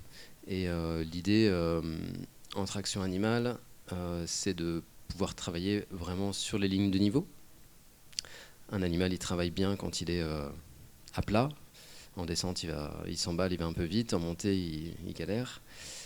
Et donc, le parcellaire, il est découpé de façon un petit peu géométrique en rectangles qui suivent au mieux possible les lignes de niveau. Sur donc, maraîchage diversifié, avec une partie sous abri, une partie en plein champ, une partie dehors dont on a commencé à associer les cultures à des arbres fruitiers, donc poirier, prunier, plaque minier. Plaque minier, c'est l'arbre du kaki, pour cette année. Et l'idée, c'est de planter comme ça des surfaces, plusieurs centaines à 1000 m² comme ça, dans les premières années qui viennent. Et tout le reste est en prairie permanente. Je ne reviens pas sur tout ce qui a été dit de façon très pertinente sur la prairie permanente. Mais avec une partie sur laquelle l'idée c'est de réfléchir la parcelle pour faire en sorte que on recrée, comme l'ont fait Iñaki et Maïtena sur leur ferme, on replante des haies pour à la fois servir d'ombrage pour les animaux, recréer des corridors écologiques, stocker du carbone, etc. En bio, depuis l'installation, nous on est tous les deux avec Amandine, issus d'une vie d'avant, et c'était une évidence, c'est un peu un tout. Juste, je me suis permis de le mettre, la récupération d'eau de pluie, qui me semble être un point...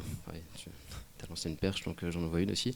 Ça me semble vraiment important que les bailleurs de fonds s'emparent de cette question. Aujourd'hui, on le voit, je ne sais pas combien de centaines de millimètres d'eau en une semaine. La question prioritaire, c'est le stockage de l'eau de pluie, quoi. C'est comment on arrive à obtenir des réserves d'eau nécessaires dans nos sols, en premier lieu, la maintenir dans nos sols, mais la maintenir disponible sans devoir forer je ne sais combien de mètres ou devoir se brancher sur le réseau, quoi. Et donc arroser avec de l'eau qui a été dépolluée au préalable. Donc voilà, simplement ces 2 aspects-là aussi que j'aborde, la séquestration du carbone, la recréation de milieux dans un espace, il faut imaginer que c'était une prairie sans rien dessus. J'ai choisi à chaque fois une image pour illustrer. On travaille avec des ânes pour différentes raisons, parce que c'est un animal qui personnellement m'attire depuis un certain nombre d'années sans trop savoir pourquoi. J'ai fini par comprendre. L'âne est un animal, contrairement aux images qu'on peut avoir, facile à mener, contrairement à un cheval qui nécessite un petit peu plus d'assurance, de connaissance, etc.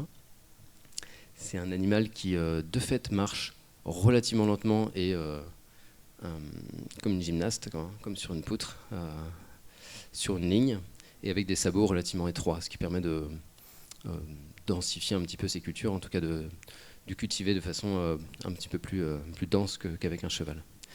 On parle de traction animale moderne, et j'insiste là-dessus. Alors à la fois parce que vous voyez derrière le type de matériel qui est développé depuis 20-25 ans. C'est un porte-outil sur lequel on vient greffer un certain nombre d'outils derrière, on vient l'éclipser, avec un certain nombre de points de réglage qui permet une ergonomie à la fois pour l'être humain et pour l'animal. Et traction animale moderne parce qu'on est passé progressivement de la culture à plat à la culture sur billon.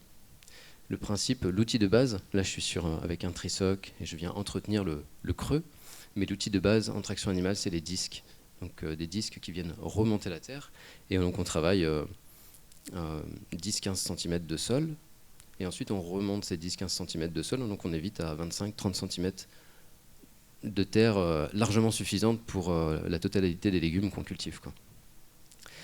Au-delà de ça, la microbute, c'est un milieu qui génère par lui-même un microclimat, parce qu'il est exposé au vent et au soleil, à la pluie, de façon beaucoup plus complexe que ne l'est un sol plat. Voilà, et pour finir, la microbute ou le billon, ça ne fonctionne que si les sillons sont entretenus. Quand il pleut plusieurs centaines de millimètres comme ça, sinon on crée des gouttières, quoi, et une accumulation d'eau qui est vraiment pas souhaitable. Donc en résumé, on travaille un peu le sol, on digère la matière organique dans des billons divers. on laisse une large place à la couverture de sol spontané, c'est-à-dire qu'on n'est pas dans un champ où tout est nickel, on ne voit que les légumes. Il y a aussi des herbes spontanées. Et on utilise aussi le tracteur pour le broyage, la reprise du sol très succincte au printemps et à l'automne pour se faciliter le travail parce qu'on ne fait pas tout avec des ânes. Également pour le broyage et les grosses récoltes. Voilà, et 2 petits mots. Simplement, une société post-pétrole, ça se construit. Alors ça peut se construire avec l'électricité, le nucléaire. Pour nous, ceux qui sont engagés en traction animale, c'est aussi cette vision-là, quoi. Se dire qu'il y a un savoir-faire ancestral remis au goût du jour en fonction de ces enjeux-là et d'une pertinence agronomique qui fait ses preuves un peu partout, quoi. C'est simplement pour illustrer le fait qu'on produit l'ensemble de nos plants. Donc l'idée, c'est de partir de la graine et petit à petit d'aller au-delà, quoi. C'est-à-dire qu'on prépare nos plants, on les cultive et petit à petit, sur certains légumes, on récupère les semences et donc on adapte nos légumes à un terroir. Et un des enjeux en termes d'adaptation au changement climatique, c'est vraiment ça, quoi. C'est de faire en sorte que les légumes, sur certaines pratiques, puissent partir dans de bonnes conditions parce qu'ils ont été, comme on le fait avec des animaux, ils ont été sélectionnés du mieux possible, quoi. Voilà, variété ancienne, rustique, population. On essaye de partir sur des semences qui ont été conduites en biodynamie, j'y reviendrai après. Voilà, pour ce que j'ai à dire sur cette question, vous avez la diapo, c'est parfait. Je vais essayer de faire court aussi parce que je pense qu'on a bien grignoté le temps. J'ai choisi cette photo qui est à la fois peut-être questionnante et à contre-jour. C'est un soleil d'automne avec une petite brume bien caractéristique du Pays Basque pour illustrer justement la biodynamie. On a choisi de se donner un cadre, on va le prendre comme ça, sans forcément rentrer dans tous les... Je ne vais pas rentrer maintenant de toute façon dans tous les aspects de la biodynamie, mais pour nous c'est à la fois un cadre de réflexion et une approche un peu sensible et, de ce qui nous entoure, quoi. Le végétal, l'animal, les humains sur la ferme. Et donc simplement, autour de la biodynamie, on a 3 grands aspects, on va dire. Donc cet équilibre entre les différents règnes. Et donc au départ, en s'installant, ça va de pair. C'est-à-dire que la présence des animaux au travail, c'est à la fois pour se passer du plastique, pour reprendre ce que disait Pampi tout à l'heure. Et donc sur certaines cultures comme le piment, on tente aussi de contrer ça avec de la fougère, on essaye. On n'a pas encore trouvé, donc on échangera après, avec plaisir. Mais l'idée est vraiment là, quoi, hein. C'est de se passer du plastique et de permettre sur une ferme un maximum d'autonomie. Et c'est un des principes de base développés au départ dans la biodynamie, c'est de faire en sorte que la ferme s'autosuffise. Et donc on produit une certaine quantité de fumier, on la complète aussi avec du fumier de brebis, un petit peu de fumier de poule, etc. Il se passe des choses beaucoup plus subtiles sur les relations végétales-animales, et ce n'est pas l'objet de cette intervention. Les 2 autres aspects de la biodynamie, c'est ce qu'on aborde plus spontanément, les rythmes cosmiques, la Lune, et comment intégrer ces aspects-là dans la culture, et les préparations biodynamiques qui sont un chapitre à part entière. Collectivement, ça commence aussi à se construire au Pays Basque, avec des éleveurs, des viticulteurs, d'autres producteurs de légumes et de plantes. Et on a démarré l'élaboration des préparations ici au Pays Basque. C'était pour information. La biodynamie, aujourd'hui, elle permet, et ça c'est montré sur des études de plusieurs dizaines d'années, une réelle, sur les légumes en particulier, une meilleure conservation et des aspects nutritionnels et gustatifs beaucoup plus développés. Et pour revenir sur la question du climat, les études récentes aussi montrent qu'un sol, même travaillé, en bio et en biodynamie, séquestre en lui-même du carbone s'il est travaillé, encore une fois, dans le respect des règles agronomiques de base, quoi. Paf. C'est bio. Je me suis permis de le mettre parce que c'est pas anodin. On est tous les 5 en bio, et ça a été dit, être en bio, c'est peut-être déjà un pas très important vers l'adaptation et l'atténuation des changements climatiques sur un territoire. Simplement, ce que je veux souligner par là, c'est la nécessité vis-à-vis des consommateurs de bien appréhender la question paysan et bio. Ce n'est pas l'un ou l'autre. Et ça, c'est loin d'être clair dans la tête de toutes les personnes qu'on rencontre au quotidien, quoi. C'est simplement pour aborder la question de la vente directe. Aujourd'hui, on a un système un peu hybride. On n'est pas en AMAP, c'est pas un marché non plus. On fonctionne sur commande et les gens viennent directement à la ferme. On a la chance d'être à proximité de Saint-Palais. Et c'est à la fois très satisfaisant de pouvoir faire entrer les gens chez soi pour qu'ils abordent le quotidien des maraîchers qu'ils ont en face d'eux. Et très satisfaisant de voir que ça fait partie ça redessine un paysage, quoi, et des circuits de commercialisation là où on aurait tendance à tout vouloir concentrer sur Saint-Palais, quoi, dans notre exemple. Et on en profite du coup pour proposer d'autres produits, comme ça peut se faire dans les AMAP, quoi. Donc des produits de fermes voisines et collègues avec qui on partage des valeurs importantes. Voilà. J'aborde aussi cette question-là parce qu'il me semble que c'est un schéma. Donc EACHECO, c'est un identifiant qui est parti d'ailleurs de nos collègues d'Egoaldé. Ça doit faire 7 ou 8 ans maintenant que les réflexions ont commencé à être abordées. L'idée, c'est de dire le cahier des charges bio, c'est bien, mais il a une tendance à être nivelé vers le bas pour s'ouvrir sur l'agro-industrie notamment. Et donc concrètement, qu'est-ce qu'on peut faire pour aller bien au-delà sur certaines choses et surtout être réellement cohérent sur les fermes et vis-à-vis des consommateurs pour faire en sorte que les choses circulent sur le territoire. C'est un peu la logique de l'EUSCO, adaptée à l'agriculture, quoi, pour moi, quoi. Et donc voilà, pour les francophones, Gartukoa, donc le local, des fermes à taille humaine, une économie sociale et solidaire, dans une dimension écologique, et tout ça s'est réintroduit sur le territoire, quoi. Voilà, donc chez nous, on est en bio et on est également EACHECO. Et je souhaite un bel avenir à cet identifiant, avec un enjeu fort aussi, c'est de peut-être, si les énergies se mobilisent pour ça, d'évoluer vers un système participatif de garantie qui permet à un moment donné de s'extraire aussi d'une vision d'un contrôle extérieur, mais plutôt de s'auto-responsabiliser et de créer un réseau de confiance entre paysans, quoi. Voilà, et pour finir... Ceci est un show romanesco et c'est cette image de centrale là, ouverte et à la fois ouverte mais surtout centrée sur un point qui peut correspondre à l'objectif qu'on a tous envie d'atteindre, quoi.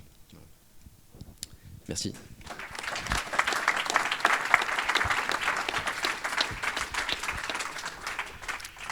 Bon, tenore aintzina doa eta berehala pasatuko gira zuen galderi, ez dut gehiago nik galderik eginen. Galderik badea publikotik.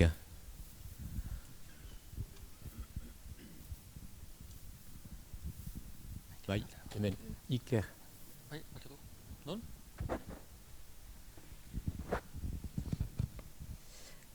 Bonjour à tous. Merci pour vos présentations. J'avais juste une question qu'on a tendance à pas mal entendre chez les gens qui ne sont pas vraiment convaincus des nouvelles formes d'agriculture. Ils ont tendance à rabâcher le fait que tout ce qui est l'agriculture biologique, la permaculture, c'est super, mais que ce n'est pas en mesure de nourrir toute la population, on va dire, mondiale, et que du coup, c'est réservé à un fragment de la population qui, d'une part, est appétant à ces formes d'agriculture et a aussi les moyens de se payer ces produits qui restent quand même assez chers pour un grand nombre... pour une grande part de la population. Donc voilà, donc je voulais voir avec vous ce que vous en pensiez. Merci. Hasten naiz. Eskoraz edo itzulia da. Bon.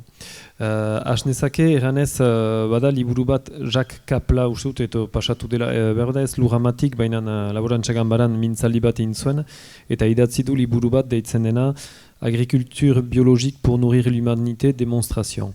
Eta hortan, bere sarritzan erraiten du gauza bat, erraiten du askotan entzuten dugu hori. Laborantza biologikoarekin ezin da gizarte osoa, munduko jendarte osoa hazi. Eta berak erraiten du, arrapostua emaiten dola, baina zer, gaur egungo laborantzak lortzen du hori, hala, eta erantzuna da, biztan dena, ezetz gaur egun, badira ezagitzen bat milioi jende, goxez hiltzen ari direnak. Eta arazoa, zoritxarrez, da goxea munduan, ez da teknikoa, goxea munduan da politikoa.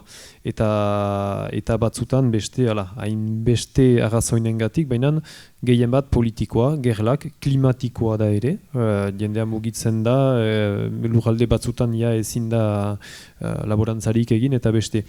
Nik uste dut, duela urte guti arte, zagit, 60 urte beti erraiten dut hori, bigarren gerla, munduko gerla arte, laborantza, l'agriculture vivrière ezakit, lehengo modu zahar horrek, lortzen zuela, lurralde guzietan munduan, jendea azten.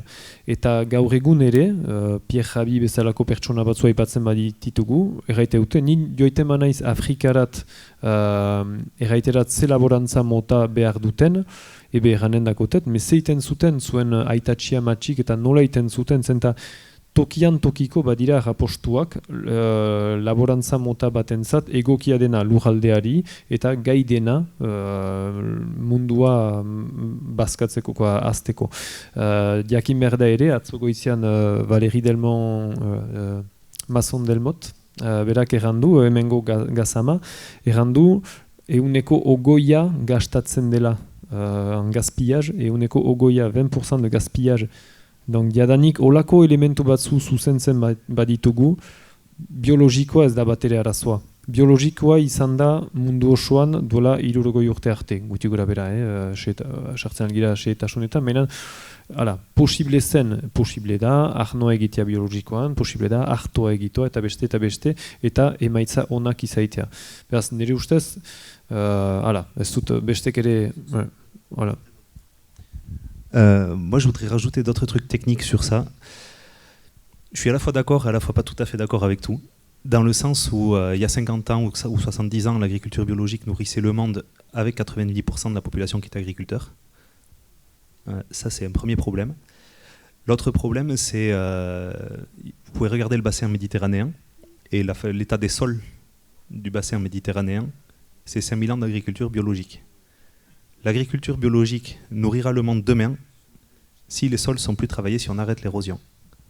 Si on continue à perdre la fertilité, aucune agriculture nourrira le monde, qu'elle soit biologique ou pas. La question, c'est ça. La question, c'est comment on préserve la nourriture du sol, c'est-à-dire qu'on ne doit plus voir une rivière marron.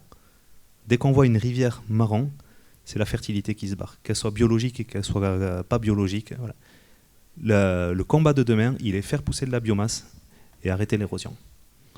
Et un dernier truc, l'élevage. On a un gros danger idéologique par rapport à l'élevage. C'est-à-dire que l'élevage est indispensable, la polyculture élevage est indispensable pour la fertilité des sols. Le problème de l'agriculture spécialiste, c'est-à-dire l'agriculture où d'un côté on a la culture, d'un autre côté où on a l'élevage, c'est les cycles biologiques du vivant.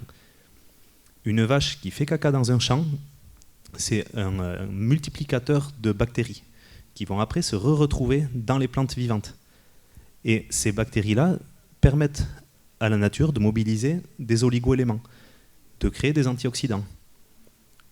Est-ce que vous savez pourquoi vos oméga 3, bon, peut-être pas vous parce que vous êtes un public un peu averti, mais les oméga 3 des gens ont baissé de moitié en 50 ans dans le corps?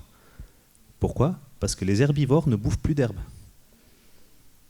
C'est le fait d'avoir des herbivores à l'herbe fait de la viande et du lait riche en oméga 3. Et si on a aujourd'hui du mal à amender 10% des sols agricoles en bio avec des engrais organiques. C'est-à-dire qu'il n'y a pas de disponibilité. Il n'y a pas de disponibilité. Pourquoi? Qu'est-ce que c'est des engrais organiques? C'est des effluents d'élevage et des déchets d'abattoir ou des déchets verts. Mais on n'a pas de quoi dépasser 10% de la surface. Donc on a une urgence absolue à revenir vers des systèmes agroécologiques où l'agronomie est la base du système. Et l'agronomie, ça inclut la polyculture et l'élevage. Et donc bouffer de la viande, mais bouffer de la bonne viande. Et on est face à un problème aussi, c'est le prix. C'est-à-dire que comment on arrive à avoir une alimentation qui est accessible? Tu en as parlé un petit peu, mais aujourd'hui le coût alimentaire de l'agriculture conventionnelle, il n'est pas le coût auquel on paye on paye le produit alimentaire. 55 milliards d'euros, c'est 5 fois le budget de la PAC, sont utilisés pour dépolluer et potabiliser l'eau. Je ne sais pas si vous vous rendez compte de ce chiffre. Il y a des coûts que vous payez au travers de vos impôts qui sont colossaux et qui sont des coûts déguisés de l'agriculture. Non, mais comme dont tu parlais, il y a aussi la chimiothérapie. La chimiothérapie, ce n'est pas forcément les pesticides, mais c'est un manque d'antioxydants dans l'alimentation. Et ce manque d'antioxydants, c'est parce qu'il n'y a plus d'oméga 3 et il n'y a plus d'oligo-éléments dans les sols. On rajoute du NPK. Toutes les écoles d'agriculture, on vous apprend des engrais NPK, azote, phosphore, potasse. Et le reste, le zinc, le sélénium, le manganèse, le cobalt, le fer, tous les autres oligo-éléments. Mais quand ils sont à la rivière, ils sont à la rivière. Voilà. Et le sol a mis des centaines de milliers d'années à les construire. Et 5000 ans d'agriculture biologique, ça défonce les sols. Et nous, à peu près avec l'agriculture conventionnelle, on est capable de le faire en 200-300 ans. Ouais. Vous n'avez qu'à aller voir dans le Gers comment c'est. 40 ans de labour des coteaux. Terminé, bye bye. Voilà. Donc, l'urgence, c'est de préserver les sols. Et il y a cette phrase qui dit que les sols, on les emprunte aux générations futures. Donc si on veut des générations futures, il faut des sols vivants.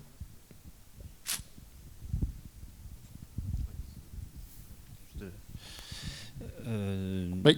C'est sûr que laborantza industrialak ez du deia gaur egun panpik erratuen bezala gosetea desagertarazten, beraz badugu deia gosetearen problema munduan, baina nik eranezakena ere oksidandar laborantza hori edo erraiten dioten laborantza moderno hori edo industrial horrek egoera okertzen duela, zeren laborantza mota horrek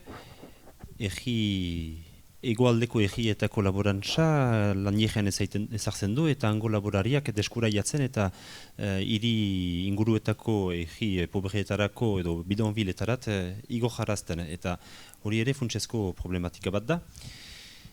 Eta horrez gain, laborantza industrialak eramaiten duen lantzen dituen eremuetan ere lujaren potentziala ere galarazten. Deia gana ditugu gauztak, baina lujak akitzen ari dira, ahultzen ari dira, uraikilan gauzak ies doaz, oian gintza ere mehatxatua da, lur behiak beti entxatzen gira aurkitzen, orduan oian gintzari atakatzen gira, baina ber momentuan oartzen gira produktu kimikoak eta ungailuak erabiliz eta irrigazione sistema ikilan ere milaka eta milaka lur hiltzen ari direla ere bai, beraz problema nagusiak sortzen ditu laborantza industrialak, laborantza biologikoak edo egikoiak bederen orain arte biziarazi gaituelarik. Eta gaiten delarik laborantza industrialak heziko ditula jendeak, gaurko biztanleak eta jinbeak diren beste miliarrak, ez da egia, zeren gaur egun deia laborari egikoiak eta la peizanerie horrek du biziarazten. Hola da, ikusten bada mundu mailan, kondatzen bari bada zumat laborari diren eta historio, 70 edo 80 deia, are dira egigai fosilai gabe, mekanizazionik gabe, eta kabalekilan, eta beren laborantza, elikagai laborantza bat ekoiztuz, eta hori da zaindu behar, eta hortako dugu ere defenditzen laborantza politika, beste laborantza politika bat aldarrikatzean eta historio, egialdeek eta egitarrek duten buru jabetza elikadura nozio hori defenditzen. Bakotsak segurta dezan bere elikadura bere egian eta horrela, uste dut, posible den goseteari aurre egitea. Eta ere beste zait, pasatuko dut, bakotsa baituko gure erraiteko, baina seurrenik ere gure jateko maneran ere bada jai ikusteko. Okzidandar jateko modan jartzen da eta globalizatu nahi da eta denek gu bezala egin nahi lukete omen, baina badakigu hainbeste aragian ez eta ere ez dela iraunkoja eta hori ere seguraski beharko dugu serioski gure regimak eta aldatu. Juste sans rentrer dans un débat d'idéologie, travail du sol, non travail du sol, sachant qu'en traction animale, les rouleaux que vous avez vus là derrière le tracteur, qui viennent coucher un couvert végétal pour semer, sont en développement en traction animale. Donc la notion, elle est adaptable de non-travail du sol à la traction animale. Juste pour modérer la question des milliers d'années qui aboutissent à des sols peu fertiles, pour moi c'est beaucoup plus récent, c'est l'introduction du tracteur, l'évolution des pratiques agricoles d'il y a une cinquantaine d'années qui fait que ça bascule. Et pour l'avoir vu aussi là très récemment, moi j'ai vécu 6 ans au Maroc, on le voit bien, entre des petites fermes vivrières qui sont encore avec des animaux, où le choix du tracteur est nécessairement le fait de cultiver dans le sens de la pente, évidemment, les phénomènes s'accélèrent à une vitesse grand V. Donc voilà, pour moi le fond de la question, il est beaucoup ici, et donc comment se remettre en culture si nécessaire, si on peut maintenir des sols couverts en permanence, c'est sans doute un enjeu très fort. Tu as souligné l'enjeu du stockage de carbone, les droits à polluer qui nous pendonnaient, etc. Mais la question, c'est quelle modalité on arrive à remettre en place pour qu'on puisse cultiver perpendiculairement à la pente, pour que les sols et que l'eau infiltre réellement, les sols infiltrent réellement l'eau qui lui tombe dessus, il me semble. Et du coup, pour répondre à la question, parce qu'on s'est éloigné, les scénarios aujourd'hui de nourriture de l'humanité, moi je suis absolument pas végétarien, je mange un peu de viande, mais nécessairement remettre la question de la légumineuse quand même au cœur de l'alimentation. C'est un élément de base sur lequel, pareil, il y a 50, 60 ans, ça faisait partie du régime alimentaire de base. Et c'est ce rééquilibre qu'il faut retrouver. Zakit bada garaia pixkat herri mugimendutatik zilegitasunak entzeko toki hainbatetik datozen mezuei, ez? Eta zentzu hortan ere burujabetasunaren printzipioari, herrialde orok izan behar du bere elikadura eta ekoizpen eredua bideratzeko gaitasun hori, eta orduan ezin gara hemen iparraldeko herrialdetatik jun, Banko Mundialaren aholkuenpean esatera Afrikakoak nola elikatu behar diren eta zer ustiatu behar duten eta alako mezuekin ez. Garaia pixkat lurratzeko nik uste. On a parlé de pratique, je voulais parler de spéculation. Par exemple, en Inde, on spécule sur les céréales, sur le blé, et une partie de ce blé va pourrir sur le blé parce que les conditions d'entrepôt ne sont pas adéquates. Il faut savoir qu'en Inde, plus de 50% de la population vit, je vais employer un terme non conventionnel, dans la misère. Et à côté de ça, il y a des gens dans le même pays qui spéculent sur les céréales. Au Japon, il y a des quotas de riz et il faut entrer du riz de l'étranger au nom de certains échanges commerciaux. Et on ne sait pas combien de milliers de tonnes de riz sont stockées au Japon. Il n'y a pas de chiffre.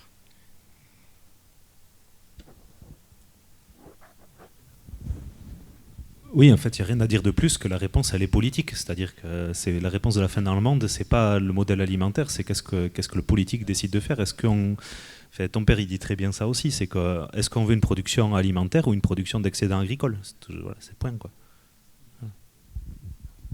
Et dans ce que vous dites, la spéculation, il y a aussi, cet été, moi, il y a un truc qui m'a un peu choqué, qui m'a fait, je ne sais pas s'il faut dire sourire ou qui m'a interpellé. Cet été, à un moment donné, j'ai entendu en milieu d'été, là, les récoltes de blé sont exceptionnelles cette année, en plus avec une qualité géniale, etc. Et par contre, les cours vont chuter parce qu'il n'y a pas qu'en France que les récoltes sont très bonnes. Et donc, malgré des quantités beaucoup plus importantes qu'il y a un an, les revenus des céréaliers, a priori, devraient stagner, voire baisser légèrement parce que les prix ont chuté. Et moi, ça me fait un peu sourire parce que ça, c'est vrai. quoi, si c'était vrai, si c'était pas uniquement pour se moquer, et je suis très poli, des producteurs de céréales, ça devrait se sentir. Je disais à certaines personnes, certains groupes que j'ai accompagnés en montagne cet été, je leur disais, bon, mais si ça c'est vrai, on se donne rendez-vous dans quelques mois, la baguette en janvier, elle va baisser. Donc si on ne se fout pas de nous, ben, le prix de la matière première baissant parce qu'il y en a beaucoup, et ben, le produit fini devrait baisser. Et ça, on peut se donner rendez-vous. Je leur ai promis le champagne si ça baissait vraiment. Je vais peut-être pas le promettre à toute la salle, mais je pense qu'on se fout en permanence de nous. Il y a de la spéculation. Spéculer sur des biens alimentaires alors qu'il y a une partie de la planète qui meurt de faim, moi je trouve ça plus que scandaleux. Nos grands élus, nos dirigeants acceptent ça. Moi, je trouve ça honteux. Mais voilà, c'est un des exemples qui montre que chaque année, on a ce genre de choses.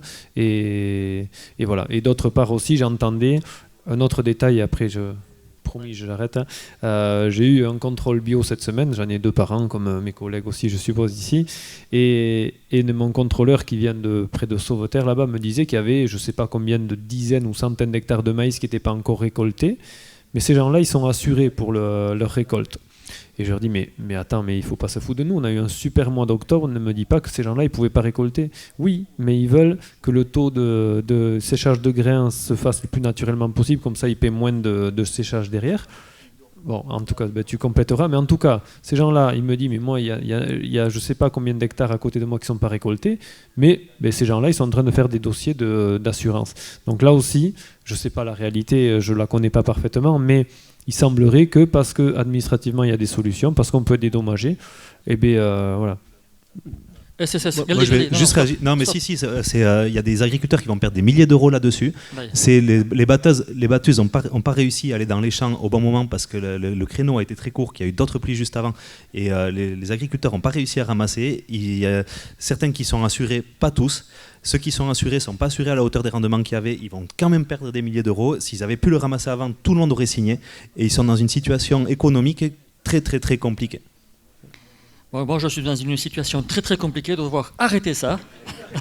Parce qu'à 17h, donc dans 2 minutes, on commence autre chose. Jusqu'à...